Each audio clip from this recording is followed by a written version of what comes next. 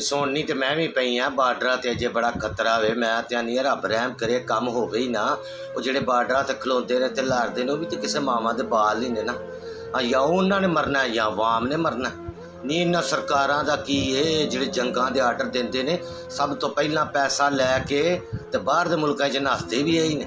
ਇਹ ਹੁਣ ਦੀ ਗੱਲ ਵੇਖ ਲੈ ਅਫਗਾਨਿਸਤਾਨ ਤੇ ਸ਼ਾਮ ਦੇ ਸਦਰ ਨੂੰ ਅਤੇ ਜੇ ਨਸੀਹਤ ਨਹੀਂ ਵੀ ਆਉਂਦੀ ਲੋਕਾਂ ਨੂੰ।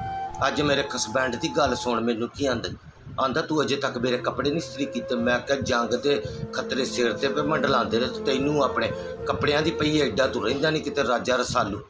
ਮੈਂ ਆਖਿਆ 4 ਦਿਨ ਔਰਤਾਂ ਨੂੰ ਜਾਂਗੀ ਤੇ ਸਕੂਨ ਲੈਣ ਦਿਓ। ਮੈਂ 4 ਦਿਨ ਦੀ ਹਾਂਡੀ ਪਕਾ ਕੇ ਰੱਖ ਦਿੱਤੀ ਫਰਿੱਜ ਦੇ ਵਿੱਚ, ਜਦੋਂ ਭੁੱਖ ਲੱਗੇ ਗਰਮ ਕਰਕੇ ਤੇ ਖਾ ਲਵੇਂ। ਮੈਂ ਆਪਣੇ ਬਾਲ ਚੁੱਕ ਕੇ ਚੱਲੀ ਪੇਕੇ।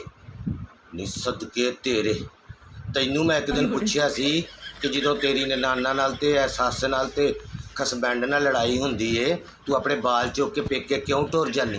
ਤੂੰ ਮੈਨੂੰ ਕੀ ਆਖਿਆ ਸੀ ਕਿ ਔਰਤ ਪੇਕੇ ਘਰ ਆਪਣੇ ਆਪ ਨੂੰ ਸੇਫ ਮਹਿਸੂਸ ਕਰਦੀ ਹੈ ਤੇ ਮੈਂ ਆਪਣੇ ਬਾਲਾਂ ਨੂੰ ਲਿਜਾ ਕੇ ਸੇਫ ਨਾ ਹੋਵਾਂ।